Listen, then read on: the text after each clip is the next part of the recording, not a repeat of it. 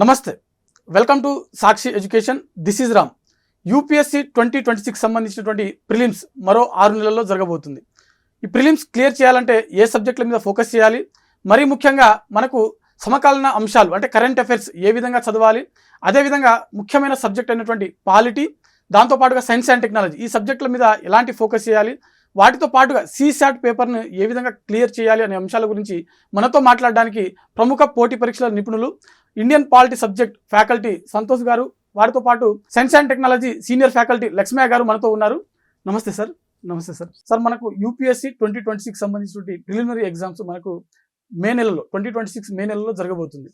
So మనకు Indian polity విషయానికి వచ్చేసరికి మనకు కీ రోల్ ప్లే చేసేటువంటి అవకాశం ఉంది. సో ఒకసారి మనకు ప్రిలిమ్స్లో ఇండియన్ పాలిటీ సబ్జెక్ట్ యొక్క పాత్ర ఎలా ఉంటుంది సార్?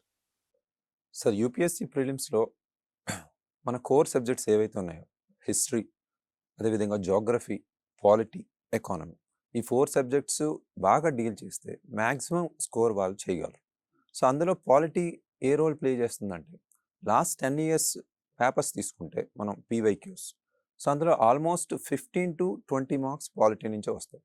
అంటే ఆల్మోస్ట్ 2017 మీరు ఒకసారి చూసుకుంటే 2017లో 22 క్వశ్చన్స్ అయితే వచ్చాయి, అదే లాస్ట్.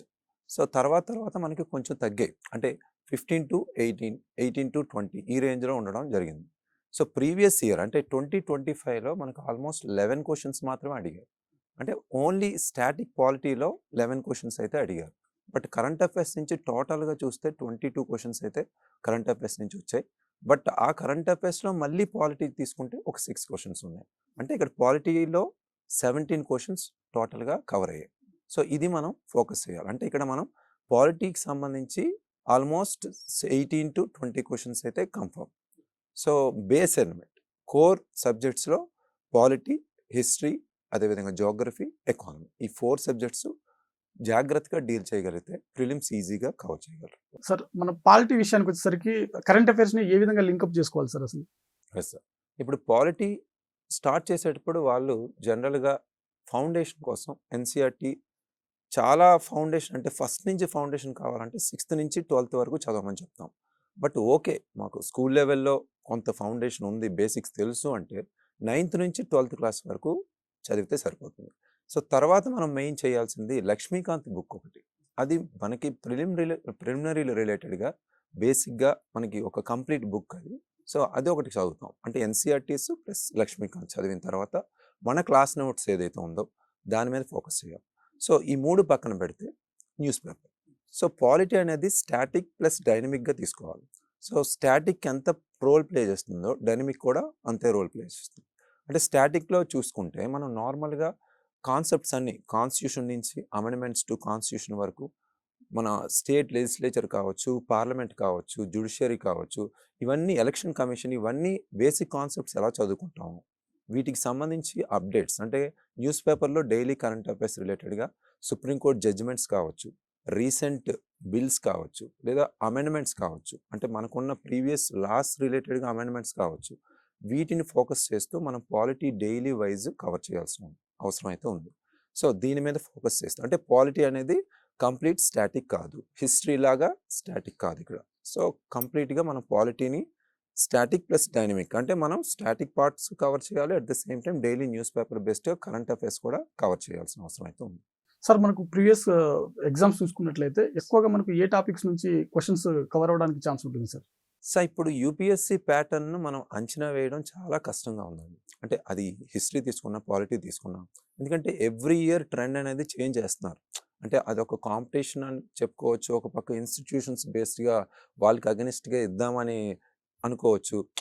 టోటల్గా కాంపిటీషన్ అనేది పెంచుతున్నారు, డిఫికల్టీ లెవెల్ అనేది పెంచుతున్నారు. ఈ ఇయర్లో రావచ్చు ఎక్కువగా వెయిటేజ్ ప్రకారం. అంటే ఎవ్రీ ఇయర్ మనకి కొన్ని టాపిక్స్, అంటే president, governor and amendments to the procedure of the constitution, so లేదా ఎలక్షన్ కమిషన్, సో ఇలాంటివి బేసిక్గా fundamental rights and directive principles of state policy, ఇలాంటి ఫండమెంటల్ టాపిక్స్ నుంచి మనకు వస్తున్నాయి. బట్ లాస్ట్ ఇయర్ మీరు అబ్జర్వ్ చేస్తే 2025లో మనకి ఎంటైర్గా పొలిటికల్ ఫిలాసఫీ నుంచి కాకుండా, లేదా బేసిక్ స్టాటిక్ పార్ట్ నుంచి కాకుండా, ఫండమెంటల్స్ నుంచి కాకుండా, కొన్ని అదర్ దాన్ రీసెంట్ డెవలప్మెంట్స్ కానీ, కొన్ని కరెంట్ అఫైర్స్ రిలేటెడ్ కానీ, ఈ కంప్లీట్‌గా వెయిటేజ్ లేని టాపిక్స్ కూడా అడగడం జరిగింది. అది యాంటీ డిఫెక్షన్‌లా కావచ్చు, లేదా కొన్ని పార్లమెంటరీ రిలేటెడ్ ఇష్యూస్, కమిటీస్ కావచ్చు, లేదా president or governor pardoning powers కావచ్చు. వాటితో పాటు రీసెంట్‌గా మనకి ఆర్డినెన్స్ కూడా అడిగారు. 2025లో ఇవి మేము గమనించాం. యాజ్ ఎ పాలిటీ ఫ్యాకల్టీగా నేను అబ్జర్వ్ చేసిందేంటంటే, మనకి డైలీ వైస్ హౌస్ బేస్డ్‌గా లోక్‌సభలో కావచ్చు, మన స్టేట్ లెజిస్లేటివ్ కావచ్చు ఏమవుతున్నాయి, వాటి మీద ఫోకస్ కూడా ఈ యాస్పిరెంట్స్‌కి ఉంటుందా లేదా అనేది కూడా గమనిస్తున్నారు. సార్ మనకు కట్ ఆఫ్ ఎవ్రీ ఇయర్ చూసినట్లయితే అరౌండ్ ఓపెన్ కేటగిరీ సంబంధించింది అరౌండ్ 80 మార్క్స్ వరకు ఉంటుంది మనకు. సో 75 నుంచి 80 మధ్యలో ఉంటుంది. సో మనం పాలిటీస్ ఇందాక మీరు చెప్పారు 2017లో హైయెస్ట్ క్వశ్చన్స్ వచ్చాయని చెప్పి పాలిటీ నుంచి. సో మనకు ప్రీవియస్ పేపర్లు ఒకవేళ మనం ప్రాక్టీస్ చేసినట్లయితే మనకు క్లియర్ చేయడానికి అవకాశం ఉంటుందా సార్? అది కంపల్సరీ సార్. చేయాల్సిన పనుల్లో ఫస్ట్ ఆఫ్ ఆల్ మనం ఒక స్కెడ్యూల్ మెయింటైన్ చేయాలి. ఏ యాస్పిరెంట్ అయినా ఒక డైలీ వైజ్ స్కెడ్యూల్ అనేది ఉండాలి ఈ కాంపిటేటివ్ ఎగ్జామినేషన్. అది యూపీఎస్సీ అని కాదు, ఏ కాంపిటేటివ్ ఎగ్జామినేషన్ అయినా. సో తర్వాత చేయాల్సింది సిలబస్. సో ఫస్ట్ మనం ఏ ఎగ్జామ్కి ప్రిపేర్ అవుతున్నామో ఆ సిలబస్ అనేది కంప్లీట్గా మేమైతే బై హార్ట్ చేయండి అని చెప్తాం.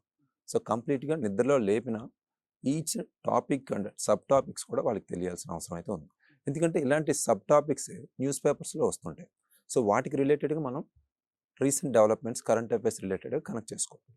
సో వీటితో పాటు news papers, static part books చదువుతాం. సో వాటితో పాటు న్యూస్ పేపర్స్తో పాటు పీవైక్యూస్ అనేవి స్ట్రాంగ్ ఫౌండేషన్ అనేది ఇస్తాయి. సో మనం ఎన్సీఆర్టీ ఈ బుక్స్ పక్కన పెట్టి ఫస్ట్ ఆఫ్ ఆల్ సిలబస్ చూసిన వెంటనే ఫస్ట్ చేయాల్సిన వాళ్ళు పీవైక్యూస్. లాస్ట్ 10 years పీవైక్యూస్ తీసుకుని సో వెయిటేజ్ ఎలా ఉంది, ట్రెండ్ ఎలా ఉంది, అంటే మనకి వెయిటేజ్ అంటే కాన్సెప్ట్స్ వెయిటేజ్, టాపిక్స్ వెయిటేజ్ అని చెప్తాం. బట్ సిలబస్ వైజ్గా వాళ్ళ ట్రెండ్ అనేది కూడా చేంజ్ చేస్తున్నారు. ప్రీవియస్గా చూస్తే డైరెక్ట్ క్వశ్చన్స్ అనేవి మనకి ఎక్కువ అడగట్లేదు. మల్టిపుల్ చాయిస్ క్వశ్చన్స్లో కూడా కొంత కన్ఫ్యూజ్ చేసాయి. ఎవ్రీ ఇయర్ ఏదో ఒక కన్ఫ్యూజన్తో ఉంటుంది యూపీఎస్సీ. ఈవెన్ మేము కూడా అది ఎక్స్పీరియన్స్ చేసాం. సో సీసెట్ ఇంక్లూడ్ చేయడం, లేదా ఎథిక్స్ ఇంక్లూడ్ చేయడం మేము రాస్తున్న టైంలో.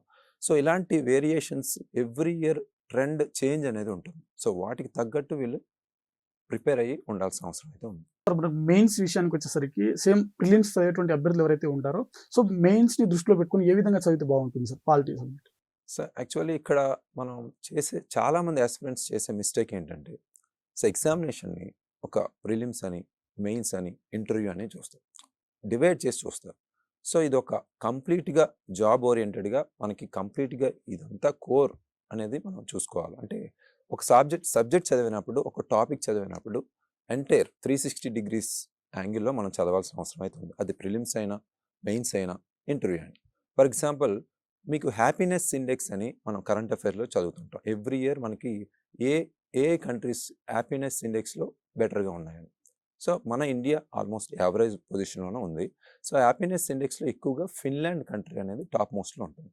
సో ఇలాంటి రిలేటెడ్గా ఎలా ఇస్తారు క్వశ్చన్స్ అంటే, హ్యాపీనెస్ ఇండెక్స్ గురించి ప్రిలిమ్స్ రిలేటెడ్గా ఎవరు ఇండెక్స్లో ఫస్ట్ వచ్చారు, టాప్ వచ్చారు, బాటమ్ వచ్చారు, వీటితో పాటు ఎవరు ఆ ఇండిసెస్ రిలీజ్ చేస్తున్నారు, పబ్లిష్ చేస్తున్నారు ఎవ్రీ ఇయర్, వాటితో పాటు సో ఏ కంట్రీస్కి బెటర్మెంట్ అంటే పొజిషన్స్ అనేవి చేంజ్ అయ్యాయి, వాళ్ళు పారామీటర్స్ మీద ఆ ఇండిసెస్ అనేవి రిలీజ్ చేస్తారు అనేది కూడా ప్రిలిమ్స్ బేస్డ్గా క్వశ్చన్స్ అడుగుతారు.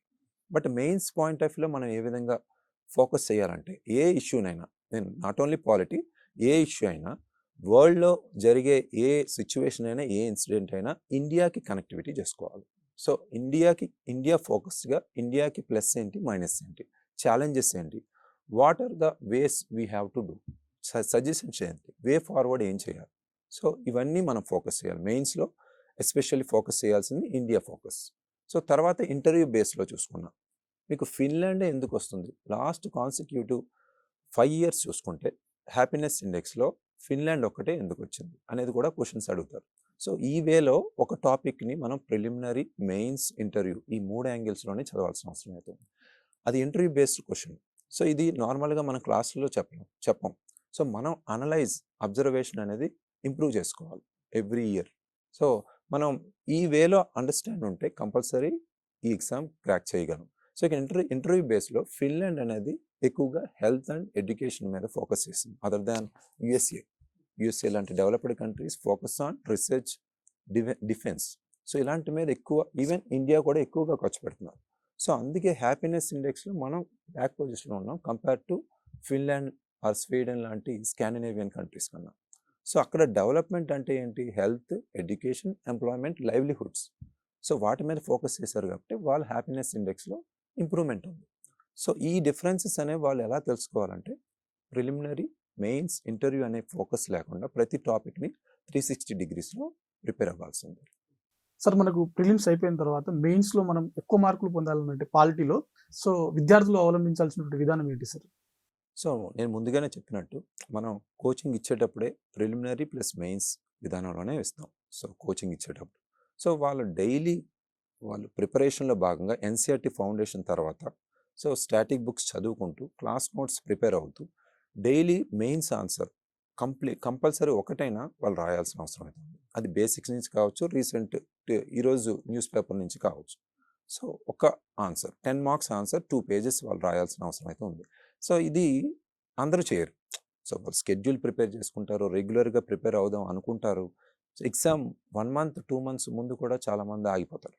సో కంటిన్యూగా కన్సిస్టెన్సీతో ఫైనల్ వరకు డైలీ రివిజన్, ప్రాక్టీస్ టెస్ట్, అది ప్రిలిమ్స్ కావచ్చు, మెయిన్స్ కావచ్చు, ఎవరైతే లాస్ట్ డే వరకు చేస్తారో వాళ్ళే సక్సెస్ అవుతారండి. సార్ మనకు ఎంవిసి అకాడమీలో ప్రజెంట్ యూరేకా ప్రోగ్రామ్ అనేది తీసుకురావడం జరిగింది. అసలు యూరేకా ప్రోగ్రామ్ ఏంటి సార్ అసలు? సో యురేకా ప్రోగ్రాంలో మనం ఫోకస్ చేసింది ఇప్పుడు నేను చెప్పే విధానం మొత్తం ఫోకస్డ్గా ప్రిలిమ్స్ మీద మనం ఫోకస్ చేస్తున్నాం. సో ఈ ప్రిలిమ్స్లో మనం weightage in the sense static పార్ట్లోంచి వెయిటేజ్ ఉంది. At the same time recent developments మీద ఫోకస్ చేస్తూ వాళ్ళకి డైలీ బేస్డ్ క్లాసెస్ అనేవి ఉంటాయి. At the same time weekly test ఉంటాయి. సో డైలీ టెస్ట్ ఉంటాయి. సో గ్రాండ్ టెస్ట్ కూడా మనం ప్రాపర్గా మనం ఫాలో అవుతాం. సో ఇక్కడ మనకి రెగ్యులర్ బేస్డ్గా అంటే ఇక్కడ యురేకా ప్రోగ్రామ్ ద్వారా ఎంవిసి అకాడమీ నుంచి మనం ఇప్పుడే కొంతమంది కొత్తగా వచ్చి అంటే ప్రిపరేషన్ అంటూ తెలియదు, యూపీఎస్సీ సిలబస్ ఏంటో తెలియదు, అలాంటి వాళ్ళని 6 మంత్స్లో క్రాక్ చేస్తామని మనం చెప్పట్లేదు. సో కంప్లీట్గా వాళ్ళ ఎన్సీఆర్టీ ఫౌండేషన్ అయినా బేసిక్ నాలెడ్జ్ అయినా ఎంతో కొంత ఉంటుంది. ప్రిలిమినరీ రాస్తున్నారంటే కంపల్సరీ ఉంటుంది. సో ఆ ఫౌండేషన్తో మనం ఈ 6 మంత్స్ బేసిక్గా ఫౌండేషన్లో మనం రీసెంట్ డెవలప్మెంట్స్ ప్లస్ స్టాటిక్ మీద కంప్లీట్గా ఒక స్కెడ్యూల్ మేనర్లో రెగ్యులర్గా మనం టెస్ట్స్ అనేవి కండక్ట్ చేస్తూ వాటికి సంబంధించిన ఎక్స్ప్లెనేషన్ కూడా వాళ్ళు చేసే మిస్టేక్స్ ఎక్కువగా రెక్టిఫై చేయాలి. అది మెయిన్స్ అయినా ప్రిలిమ్స్ అయినా రెక్టిఫై చేయకుండా నెక్స్ట్ టెస్ట్ రాయడం వల్ల చాలా ఇష్యూస్ ఫేస్ చేస్తున్నారు. అది మేము గమనించాం. సో అవి రిపీట్ కాకుండా మేము చూస్తాం. ఓకే, ఈ యూరేకా ప్రోగ్రామ్ ఎప్పుడు స్టార్ట్ అవుతుంది సార్? ఎప్పటి నుంచి ఎప్పటి వరకు ఉంటుంది సార్? ఇది December 4th నుంచి స్టార్ట్ అవుతుంది సార్. మనకి ఎగ్జామ్ వరకు కంప్లీట్గా మేము ఫాలో అప్ చేస్తాం. ఆన్లైన్ ఆఫ్లైన్ రెండిట్లో ఉందా మనకి ప్రోగ్రామ్? ఎట్లా? సో ప్రెజెంట్ అయితే మనం ఆన్లైన్లోనే ఈ ప్రోగ్రామ్ యాజ్ ఆఫ్ నో మనం కంప్లీట్ చేస్తున్నామండి. సో ఎగ్జామ్ వరకు బైలింగ్వల్గా ఉంటుందండి. సార్ ఓవరాల్గా ఇండియన్ పాలిటీ యూపీఎస్సీలో అసలు ఎందుకు ముఖ్యమైనది ఒక్కసారి? సో యూపీఎస్సీ అనగానే as a UPSC upcoming UPSC civil సర్వెంట్గా నువ్వు అడ్మినిస్ట్రేషన్లోకి వెళ్తున్నావు. సో అడ్మినిస్ట్రేషన్లోకి వెళ్తున్నప్పుడు గవర్నమెంట్ డిపార్ట్మెంట్స్ రిలేటెడ్గా ఆయన సో పిఎం నుంచి సీఎం వరకు వాళ్ళ సెక్రటరీ లెవెల్లో అయినా ఎన్ని డిపార్ట్మెంట్స్ ఉంటున్నాయి, ఏ విభాగం ఎలా పనిచేస్తుంది, ఇవన్నీ కంపల్సరీ తెలిసి ఉండాలి. సో ఒక సివిల్ సర్వెంట్గా వెళ్ళిన తర్వాత నాట్ ఓన్లీ సొసైటీ రిలేటెడ్గానే కాకుండా సో ఈ డిపార్ట్మెంట్స్లో ఏం జరుగుతుంది, యాజ్ ఎ డిస్ట్రిక్ట్ అడ్మినిస్ట్రేటర్ అంటే డిస్ట్రిక్ట్లో టాప్ పొజిషన్గా ఇతనే సేవలు చేయాలని కాబట్టి సో ఇతను అన్ని విభాగాలు తెలిసి ఉండాలి. అంతకన్నా ముఖ్యంగా కాన్స్టిట్యూషన్ అంటే మనం కాన్స్టిట్యూషన్ ఎందుకు పెట్టుకున్నాం? ఇక్కడ పాలిటీ అండ్ గవర్నెన్స్. నేను ఒక పాలిటీ అండ్ గవర్నెన్స్ ఫ్యాకల్టీ. ఇక్కడ చాలామంది పాలిటీ గవర్నెన్స్ అంటే రెండు ఒకటే అనుకుంటారు. సో పాలిటీ అంటే మనం రూల్స్ అండ్ రెగ్యులేషన్స్ అన్నీ కలిపి ఒక బుక్గా చేసుకున్నాం, అదే కాన్స్టిట్యూషన్, దాన్నే పాలిటీ అంటాం. సో గవర్నెన్స్ అంటే ఏంటి? ఆ రూల్స్ని మనం ఎంతవరకు ఫాలో అవుతున్నామా లేదా అనేదే కనిపిస్తుంది గవర్నమెంట్ ద్వారా. సో అదే గవర్నెన్స్. సో ఈ రెండు మనం ఫోకస్గా మనం ప్రాపర్గా ఫాలో అవ్వాలి. సో కాన్స్టిట్యూషన్లో మనకి ఏముంటాయి అంటే ఇక్కడ రూల్స్ అండ్ రెగ్యులేషన్స్ అంటే ఎవరికి? సో ఒక పక్క స్టేట్ అంటే ఇక్కడ గవర్నమెంట్కి, అదేవిధంగా ఇక్కడ సిటిజన్స్కి వాళ్ళిద్దరు రిలేషన్షిప్ ఏ విధంగా ఉంది. సో డిఫరెంట్ పబ్లిక్ అథారిటీస్ ఎవరైతే ఉన్నారో పిఎం నుంచి మనం చూసుకుంటే ఫినాన్స్ కమిషన్ కావచ్చు, ఫినాన్స్ మినిస్టర్ కావచ్చు, సో డిఫరెంట్ మినిస్ట్రీస్ కావచ్చు, కాన్స్టిట్యూషనల్ బాడీస్ కావచ్చు, నాన్ కాన్స్టిట్యూషనల్ బాడీస్ కావచ్చు, స్టాట్యుటరీ బాడీస్ కావచ్చు, ఇవన్నీ ఈ విభాగాలన్నీ, ఎలక్షన్ కమిషన్ కావచ్చు, ఇలాంటి విభాగాలన్నీ ఎలా పనిచేస్తున్నాయి, సో వాటికి సంబంధించిన కంప్లీట్ ఫోకస్ అనేది ఉండాలి. So as a upcoming UPSC aspirant or civil servant. Sir ఓవరాల్గా మీరు యూపీఎస్సీ ఆస్పిరెంట్స్కి యూరేకా ప్రోగ్రామ్ గురించి మీరు ఏం చెప్పదలుచుకున్నారు సార్? సో యురేకా ప్రోగ్రామ్ అనేది 6 మంత్స్లో కన్సిస్టెన్సీతో ఇది ఎంవీసీ అకాడమీలో మీరు జాయిన్ అయిపోతే సో ఏ ఇన్స్టిట్యూట్లో అయినా మీరు జాయిన్ అయినప్పుడు 80% ఎఫర్ట్ అనేది ఇండివిజువల్ నుంచే రావాలి, అంటే యాస్పిరెంట్స్ నుంచే ఉండాలి. సో ఇక్కడ మేము చేసేది ఏంటంటే కంప్లీట్గా మీకు గైడెన్స్ అనేది ప్రొవైడ్ చేస్తాం, ఒక వే అనేది ఇస్తాం. ఆ వేలో మీరు వెళ్తున్నారా లేదా పక్కకి జంప్ చేస్తున్నారా అనేది యాస్పిరెంట్స్ ఫోకస్ లెవెల్లోనే ఉంటుంది. సో 6 months మీరు ఫోకస్డ్గా రెగ్యులర్గా మాతో పాటు నడిస్తే ఆటోమేటిక్గా ప్రిలిమినరీ అనేది క్రాక్ చేయొచ్చు. యూపీఎస్సీ ప్రిలిమ్స్ అనేది మనకు మే 2026లో జరగనుంది సార్. సో ఒకసారి మనకు ప్రిలిమ్స్లో సైన్స్ అండ్ టెక్నాలజీ సబ్జెక్ట్ యొక్క పాత్ర ఎట్లా ఉంటుంది సార్ ఒకసారి? యాక్చువల్గా యూపీఎస్సీ ప్రిలిమినరీలో సైన్స్ అండ్ టెక్నాలజీ చాలా చాలా కీలకమైన పాత్ర. రీజన్ ఏంటంటే ఏ స్పెసిఫిక్ సబ్జెక్ట్ అయినా హిస్టరీకి కొన్ని స్టాండర్డ్ రిఫరెన్స్ బుక్స్ ఉంది, పాలిటీకి కొన్ని స్టాండర్డ్ రిఫరెన్స్ బుక్స్ ఉంది, ఎకానమిక్ స్టాండర్డ్ రిఫరెన్స్ బుక్స్ ఉంది. స్టాండర్డ్ రిఫరెన్స్ బుక్స్ లోని ఏకైక సబ్జెక్ట్ అంటే సైన్స్ అండ్ టెక్నాలజీ. ఎందుకంటే ఒకవేళ నువ్వు మార్కెట్లో దొరికే ఏదైనా స్టాండర్డ్ రిఫరెన్స్ బుక్ తీసుకున్నా అది జీకే బుక్ అవుతుంది కానీ సైన్స్ అండ్ టెక్నాలజీ కాదు. బికాస్ ఆర్టిఫిషియల్ ఇంటెలిజెన్స్ గురించి ఇంట్రడక్షన్ ఉంటుంది, కానీ ఈ రోజును చూస్తే ఆర్టిఫిషియల్ ఇంటెలిజెన్స్ యొక్క జనరేటివ్ ఆర్టిఫిషియల్ ఇంటెలిజెన్స్ టెక్నాలజీ వరకు వెళ్ళిపోయింది నేపథ్యం. For example standard reference books లేకపోవడం సైన్స్ అండ్ టెక్నాలజీకి ప్రధానమైన లోపం ఉంది. And 15 to 20 questions can be expected from science and technology. Okay, కొన్ని ఒక సంవత్సరం ఎక్కువ వస్తుంది, తక్కువ వస్తుంది. On an average we can expect 15 to 20 questions.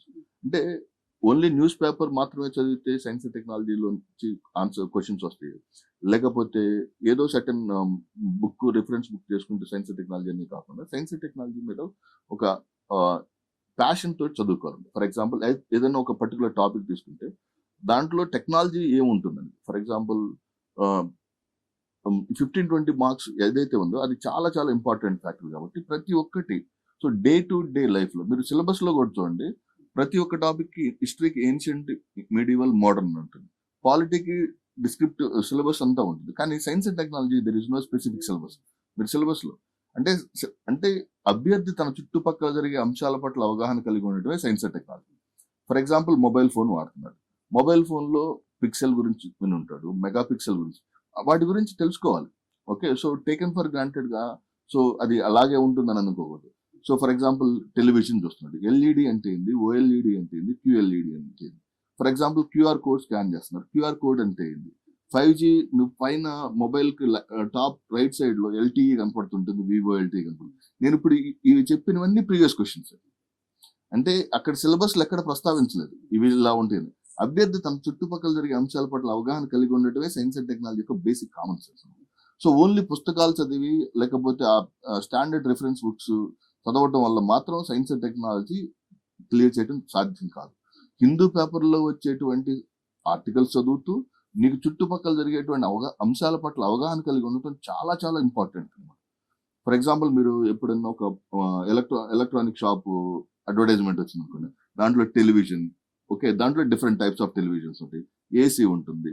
So వాటన్ని తెలుసు అని అనుకోకూడదు, వాటిని చిన్న నోట్బుక్ పెట్టుకొని వాటికి సంబంధించినటువంటి టాపిక్స్ రాసుకుంటూ కోరా అని ఒక వెబ్సైట్ ఉంటుంది, QUORA అని ఒక వెబ్సైట్ ఉంటుంది. వెబ్సైట్ లోకి వెళ్ళి నీట్ గా చెక్ చేసుకుంటే దానికి సంబంధించిన ఒక 20-30 పేజీల నోట్స్ రాసుకున్నా మోర్ దాన్ ఎనఫ్. అంటే science and technology 15 to 20 questions is going to play deciding role. ఎందుకంటే సక్సెస్ కి ఫెయిల్యూర్ కి డిఫరెన్స్ 10% మార్క్స్ అండి. ఫర్ ఎగ్జాంపుల్ నేను ఇంతకు ముందు చెప్పినట్టు 80 మార్క్స్ కట్ ఆఫ్ అంటే, సో ఫెయిల్యూర్ అయిన స్టూడెంట్స్, బాగా ఎక్స్ట్రాడినరీ చదివిన స్టూడెంట్స్ ఫెయిల్ అయిన వాళ్ళు 70 మార్క్స్ దగ్గర ఆగిపోతారు. అశోక్ నగర్ ఆర్ మిగతా ఢిల్లీ, ముఖర్జీ నగర్ లో ఉన్న అభ్యర్థులు ఫస్ట్ అటెంప్ట్ లో ఫెయిల్ అయ్యి ప్రిలిమ్స్ కాలేని వాళ్ళందరూ మెయిన్ 10% లోనే ఆగిపోతున్నారు. 10% లో ఎందుకు ఆగిపోతున్నారంటే 3 కారణాలు చెప్పచ్చు. నెంబర్ 1, ఓరియంటేషన్ అండ్ అప్రోచ్ తెలియకపోవటం. నెంబర్ 2, ఈ ఎలిమినేషన్ టెక్నిక్స్ మీద ప్రాధాన్యత లేకపోవడం. నెంబర్ 3, ఆ లాజికల్ పర్స్పెక్టివ్ అర్థం చేసుకోలేకపోవడం. ఓకే, సో నా దృష్టిలో సైన్స్ అండ్ టెక్నాలజీని ఏదో ఒక సబ్జెక్ట్ చదివినట్టు చదవకూడదు, లైక్ హిస్టరీ చదివినట్టు తీసుకుని పుస్తకం చదివినట్టు కాకుండా, లేదా పాలిటీ చదివినట్టు కాకుండా, ఒక టెక్నాలజీ ఇప్పుడు నీకు ఏదైనా కొత్తది తెలుసుకోవాలంటే ఫోన్ లో ఎంత ఉత్సుకత అయితే ఉంటుందో అలా ఆ ప్యాషన్ ఉంటే మాత్రం చాలా ఈజీగా స్కోర్ చేయొచ్చు అనుకుంటారు. సో ప్రిలిమ్స్ లో మనకు ఇందాక మీరు చెప్పినట్టుగా సైన్స్ అండ్ టెక్నాలజీ అనేది ఒక వర్డ్ మాత్రమే మెన్షన్ చేశారు సిలబస్ అనేది. సో మేజర్ గా మనం ఫోకస్ చేయాల్సినటువంటి టాపిక్స్ ఏంటి సార్ ఒకసారి మామూలుగా? అంటే ఇయర్ బై ఇయర్ చేంజ్ అవుతుంటే కాన్స్టెంట్ గా ఉండేదైతే నోబెల్ ప్రైజెస్.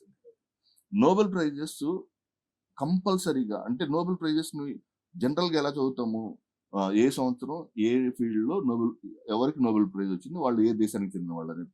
కానీ దాన్ని పూర్తిగా మెడిసిన్ నోబెల్ ప్రైజ్ కావచ్చు, ఫిజిక్స్ నోబెల్ ప్రైజ్ కావచ్చు, కెమిస్ట్రీ నోబెల్ ప్రైజ్ కావచ్చు, అండ్ వీలైతే ఏబెల్ ప్రైజ్, ఈ 4 ప్రైజెస్ ని వాళ్ళ యొక్క ఏరియాస్ ని డీప్ డిగ్గింగ్ చేయాలి. ఓకే, నోబెల్ ప్రైజ్ .org అనే అఫీషియల్ వెబ్సైట్ లో దానికి సంబంధించినటువంటి ఒక 10 పేజీలు ఒక్కొక్క సైంటిస్ట్ కి సంబంధించిన డాక్యుమెంట్ ఉంటుంది. టెక్నికల్ డీటెయిల్స్ కి వెళ్ళకపోయినా ఇమేజెస్ తో సహా, వీడియోస్ తో సహా చాలా బాగుంది. ఫస్ట్ ఫోకస్ చేయాల్సిన ఏరియా నోబెల్ ప్రైజెస్. అంటే నోబెల్ ప్రైజెస్ ఫర్ ఎగ్జాంపుల్ మీరు చూస్తే ఆల్ఫా ఫోల్డ్ కావచ్చు, ఆర్ఎల్స్ in the case of artificial intelligence కావచ్చు, ఈ మధ్య కాలంలో వస్తున్నటువంటి క్రిస్పర్ కాస్9 టెక్నాలజీ కావచ్చు, ఇవన్నీ కూడా యూపీఎస్సీ ప్రిలిమినరీలు అడుగుతున్న క్వశ్చన్స్. అంటే first thing is Nobel prices. Number 2, second important thing ఏంటంటే ఆర్టిఫిషియల్ ఇంటెలిజెన్స్. ఆర్టిఫిషియల్ ఇంటెలిజెన్స్ అంటే డెఫినేషన్ ఆఫ్ ఆర్టిఫిషియల్ ఇంటెలిజెన్స్ లా కాకుండా ఆర్టిఫిషియల్ ఇంటెలిజెన్స్ అంటే ఏంది, మెషిన్ లెర్నింగ్ అంటే ఏంది, డీప్ లెర్నింగ్ అంటే ఏంది, డేటా సైన్స్, ఈ 4 యొక్క అప్లికేషన్స్ ఎలా ఉంటుంది, ఒకదానితో ఒకటి ఎలా అనుసంధానం చేస్తుంది. ఏఐ లోంచి ఎంఎల్ వస్తుంది, మెషిన్ లెర్నింగ్ లో నుంచి డీప్ లెర్నింగ్ వస్తుంది, వీటి మూడింటిని కలిపి డేటా సైన్స్ వస్తుంది. అలా ఒక ఆర్టిఫిషియల్ ఇంటెలిజెన్స్ కి ChatGPT లార్జ్ లాంగ్వేజ్ మోడల్స్ కి డిఫరెన్స్ ఏంటి? ఓకే, సో ఈ లార్జ్ లాంగ్వేజ్ మోడల్స్ ఎన్ని రకాలైనటువంటి లార్జ్ లాంగ్వేజ్ మోడల్స్ ఉంది, గ్రోక్ ఏంటిది, లేకపోతే ఈ ChatGPT ఏంటి, ఇట్లా విస్తృతంగా చదవాలి. Second topic is artificial intelligence. Number 3, third important topic, constant గా ప్రతి సంవత్సరం అడుగుతున్న area is nothing but particle physics అంట. సో చాలా మంది అభ్యర్థులు 1 or 2 క్వశ్చన్స్ పార్టికల్ ఫిజిక్స్ మీద పడుతున్నాయి. పార్టికల్ ఫిజిక్స్ అంటే and standard model of atom అంటే ఏంది, quarks, anti quarks, protons, anti protons, okay, CERN, ఇండియాలో దానికి సంబంధించిన ఏమైనా రీసెర్చ్ జరుగుతుందా? ఓకే, సో ఫర్ ఎగ్జాంపుల్ మనకి ఇండియన్ న్యూట్రినో అబ్జర్వేటరీ తమిళనాడులో ఏర్పాటు చేశారు. అట్లా that is the third important area. First మనం చెప్పుకున్నట్టు నోబెల్ ప్రైజెస్, సెకండ్ టాపిక్ మనం చెప్పుకున్నటువంటి artificial intelligence, everything about artificial intelligence detail చదవాలి. ఆర్టిఫిషియల్ ఇంటెలిజెన్స్ అంటే మళ్ళా ఆర్టిఫిషియల్ ఇంటెలిజెన్స్ సబ్మిట్లు ఇవి కాకుండా artificial intelligence pure technology concept లో చూడాలి. నెంబర్ 3 మనం చెప్పుకున్నట్టు particle physics. Number 4 very important area, చాలా మంది మిస్ అవుతుంది, వ్యాక్సిన్స్ అండి. వ్యాక్సిన్స్ COVID-19 తర్వాత వస్తున్నటువంటి ఆల్మోస్ట్ ఆల్ వ్యాక్సిన్స్ గురించి మొత్తం చదవాలి. For example 2 days back R21 matrix అని మలేరియా వ్యాక్సిన్ ని WHO ఆమోదించిన నేపథ్యం. ఓకే, సో అది చాలా important. Vaccines play a very important role. 1 question can be expected every year from the vaccines. Number 5, mobile technology. Mobile technology అంటే direct mobile technology అని ఉండదు.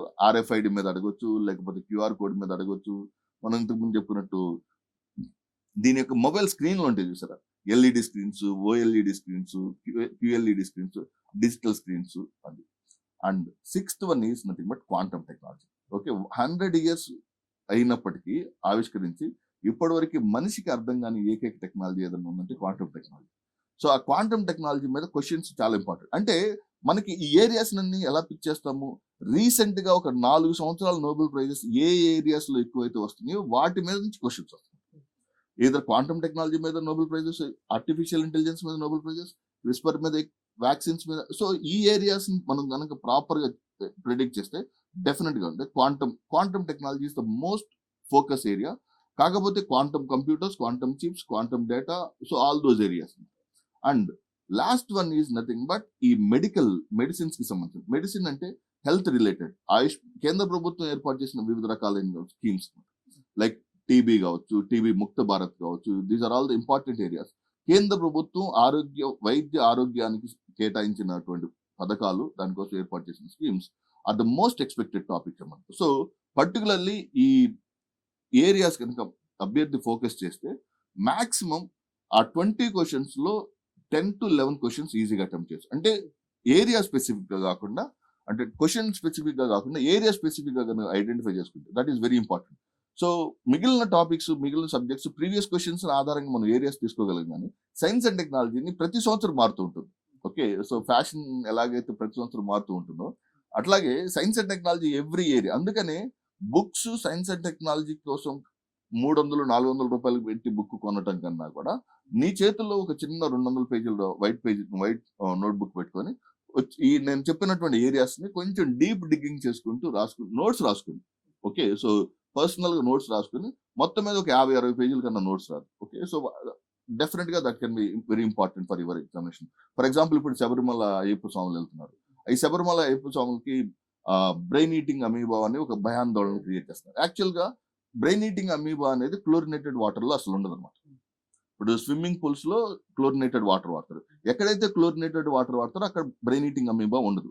ఎక్కడైతే non chlorinated water, okay, stagnant water, అక్కడ మాత్రమే brain eating amoeba. So ఎక్కడ ఇది చదవాలి అని కాదు, నీకు తెలియాలన్నమాట. సో దీని మీద నుంచి క్వశ్చన్ రావడానికి అవకాశం ఉంది. అసలు బ్రెయిన్ ఈటింగ్ అమీబా.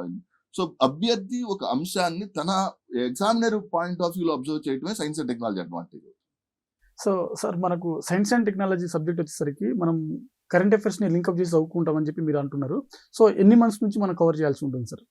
అంటే స్పెసిఫిక్ మంత్స్ అని చెప్పలేమండి. యాక్చువల్గా ప్రతి సంవత్సరం డిసెంబర్ ఎండింగ్ లో ministry of information, press information bureau ఈ అన్ని డిపార్ట్మెంట్స్ కి సంబంధించినటువంటి ఇయర్ అండ్ రివ్యూస్ రిలీజ్ చేస్తున్నారు.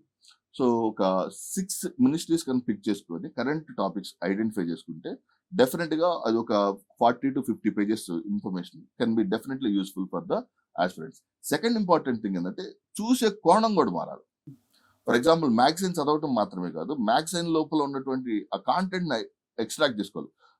అందరూ ఆపరేషన్ సింధూర్ని ఒక అటాక్ మోడ్ లో చూస్తే సైన్స్ అండ్ టెక్నాలజీ అభ్యర్థి మాత్రం ఎలా చూడాలంటే దాంట్లో ఏ డ్రోన్స్ వాడారు, దాంట్లో ఏ ఫైటర్ జెట్ వాడారు, ఆ టెక్నాలజికల్ పర్స్పెక్టివ్ మారాలి. So that is what. So అభ్యర్థి సైన్స్ అండ్ టెక్నాలజీలో ఎక్కువ స్కోర్ చేసుకోవాలి. సైన్స్ అండ్ టెక్నాలజీ అనే కాదు, ఏ సబ్జెక్ట్ లోనైనా ఆ ఓరియంటేషన్ అండ్ అప్రోచ్ కనుక ప్రాపర్ గా ఉపయోగించగలిగితే డెఫినెట్ గా. ఫర్ ఎగ్జాంపుల్ ఈ ఆపరేషన్ సింధూర్ లో ఇజ్రాయిల్ డ్రోన్స్ చాలా వాడాము. ఓకే, సో హార్పీ, హెరాన్, హెరోప్ అనేటువంటి 3 డ్రోన్స్. ఆ drones can be expected. Drones used in operation Sindoor. Okay, ఇవన్నీ మనకి అలా వచ్చి వెళ్ళిపోతుంటాయి. అంటే మనం గమనించే లోపు వాటి యొక్క ప్రామినెన్స్ వెళ్ళిపోతుంది. కానీ ఎగ్జామ్ లో ఇది వచ్చింది, మనం కొంచెం ఫోకస్ చేస్తే బాగుండదు అనిపిస్తుంది. కాబట్టి అభ్యర్థి అంటే SNT is the only subject which covers multiple layers. దాంట్లో డిఫెన్స్ టెక్నాలజీ ఉంటుంది, స్పేస్ ఉంటుంది, పార్టికల్ ఫిజిక్స్ ఉంటుంది, బయోటెక్నాలజీ ఉంటుంది, న్యూక్లియర్, ఇలా డిఫరెంట్ ఉంది. అన్నిటిని కవర్ చేయాలంటే ఒక అభ్యర్థి జస్ట్ ఫోకస్ తోటి వాటిని ఎక్స్ట్రాక్ట్ చేసుకుంటే సరిపోతుంది. సార్, మీరు అన్ని సబ్జెక్టులతో కలుపుకోవాలన్నారు కదా. సో మనకు జిఎస్ అన్ని సబ్జెక్టులతోటి సైన్స్ అండ్ టెక్నాలజీ ఒకసారి ఏ విధంగా లింకప్ చేసుకొని చదువుకోవాలి sir? Particularly in terms of ఎకానమీకి సంబంధించినటువంటి ఆస్పెక్ట్ లో agri economy, drones, usage of drones in agriculture కి సంబంధించినటువంటి సెగ్మెంట్ కావచ్చు, ఆర్ఎల్స్ in the case of recent గా మనం ఐఎన్ఎస్ మాహే కావచ్చు, ఐఎన్ఎస్ విక్రాంత్ వంటి వాటి వల్ల దేశ ఆర్థిక వ్యవస్థకి ఎలా అడ్వాంటేజ్ అవుతుంది అనేది. ఓకే, అండ్ ఇంటర్నేషనల్ రిలేషన్స్ లో ఎస్ఎన్టీకి చాలా చాలా ఇంపార్టెన్స్ ఉంటుంది. పర్టికులర్లీ రాఫెల్ యుద్ధ విమానం, ఓకే, దుబాయ్ ఎయిర్ షోలో ఎల్సిఏ తేజస్ క్రాష్ అవటం కావచ్చు, లేకపోతే రష్యా నుంచి మనం ఎందుకు ఈ S-400 అన్నటువంటి ఎయిర్ డిఫెన్స్ సిస్టమ్ ని మనం ఇంపోర్ట్ చేసుకున్నాము. ఓకే, అలా ఇంటర్నేషనల్ రిలేషన్స్ తోటి ఎస్ఎన్టీకి ఎక్కువ ప్రాధాన్యత ఉంటుందండి. ఎన్విరాన్మెంట్ ఎకాలజీతో కూడా ఎస్ఎన్టీకి ఎక్కువ ఇంపార్టెన్స్ ఉంటుంది. Okay, so particularly in terms of దానికి ఒక స్పీసీస్ ని ఐడెంటిఫై చేయడంలో కావచ్చు, ఆ స్పీసీస్ దాని యొక్క జనాభాని లెక్కించడంలో కావచ్చు, దీనికి చాలా చాలా ప్రామినెంట్ ఉంటుంది. అట్లా ఒక్కొక్క టాపిక్ ని ఎస్ఎన్టీని ఎన్విరాన్మెంట్ ఎకాలజీ తోటి, ఎస్ఎన్టీని we can interlink with international relations తోటి, అండ్ పార్ట్లీ ఎకానమీ తోటి మనం లింక్ చేసుకోవచ్చు. ఫర్ ఎగ్జాంపుల్ మీరు చూస్తే ఈ ఎస్ఎన్టీలో మల్టిపుల్, అంటే you cannot able to separate SNT as individual topic. Multiple areas తో కనుక ఇంటర్లింక్ చేసుకోగలిగితే, ఫర్ ఎగ్జాంపుల్ మిగ్, ఎగిరే శ్మశాన వాటికల్ గా పిలువబడేటువంటి మిగ్ ని ఎందుకు క్లోజ్ చేసాము, మనం F-21, F-22 ఎందుకు కొనుక్కోలేకపోతున్నాము, ఆ ప్రాసెస్ లో మనం ఎల్సిఏ తేజస్ ఎందుకు వాడాము, ఎల్సిఏ తేజస్ మనం ఫోర్స్ఫుల్ గా ఎందుకు వాడాల్సి వచ్చింది, దాంట్లో ఉన్న లిమిటేషన్స్ అన్ని కూడా ఇంటర్ రిలేషన్స్ తోటి ఎస్ఎన్టీ కొంచెం ఎక్కువగా కవర్ అవుతుంది. మెయిన్స్ లో ఎస్ఎన్టీ పాత్ర ఎట్లా ఉంటుంది సార్ ఒకసారి? పర్టికులర్లీ యూపీఎస్సీ మెయిన్స్ కి వచ్చేసరికి 3 questions మాక్సిమం ఎక్స్పెక్ట్ చేయొచ్చు, పర్టికులర్లీ ఫ్రమ్ యూపీఎస్సీ మెయిన్స్, అంటే 12.5 మార్క్స్. ఓకే, సో దాంట్లో అగ్రికల్చర్ కావచ్చు ఇలా. అయితే ఈ మధ్య కాలంలో వస్తున్న రీసెంట్ ట్రెండ్ ఏంటంటే జాగ్రఫీలో ఎస్ఎన్టీ రిలేటెడ్ క్వశ్చన్స్ అడుగుతుంది. For example there was a question in 2019 లో జునో మిషన్ గురించి అడిగారు. ఓకే, జునో నాసా జూపిటర్ మీదకి పంపించినటువంటి జునో మిషన్ మీద యాక్చువల్ గా ఏ అభ్యర్థి అయినా దాన్ని జునో మిషన్ ని science and technology point of వ్యూలో చూస్తాడు. కానీ Juno mission is the mission. అడిగిన క్వశ్చన్ జాగ్రఫీలో అడిగాడు, రిలేషన్ కూడా జాగ్రఫీతో రిలేట్ చేశారు. సో జునో మిషన్ ద్వారా origin and evolution of the sun ఎలా ఐడెంటిఫై చేస్తూ ఉన్నారు. ఓకే, సో జాగ్రఫీలో 1 or 2 questions coming SNT application తోటి కొన్ని వస్తున్నాయి. Okay, so that is one part. అక్కడ ఒక 1 క్వశ్చన్ తీసుకున్నా, ఇక్కడ 3, మొత్తం 4 questions can be expected from this particular area.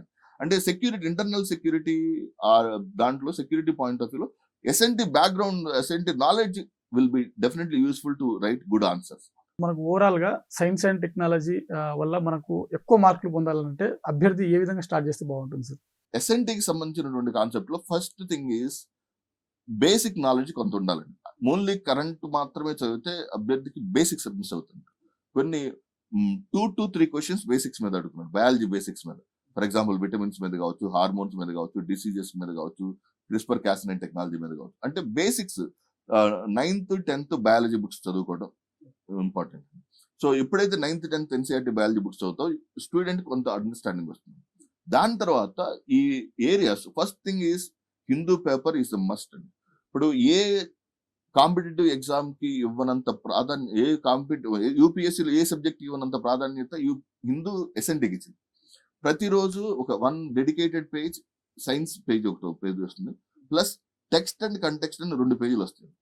So text and context లో చాలా వాల్యుబుల్ కంటెంట్ ఉంటుంది. పర్టికులర్లీ అది యూపీఎస్సీ ప్రిలిమినరీ అండ్ మెయిన్స్ కి సంబంధించినటువంటి కంటెంట్ చాలా చాలా అద్భుతమైన సమాచారం ఉంటుంది. ఈ 3 అంటే science page Monday, Tuesday, Wednesday, Thursday, Friday వస్తుంది. సాటర్డే రాదు. Sunday science and technology separate page వస్తుంది. Hindu is the best source for science and technology.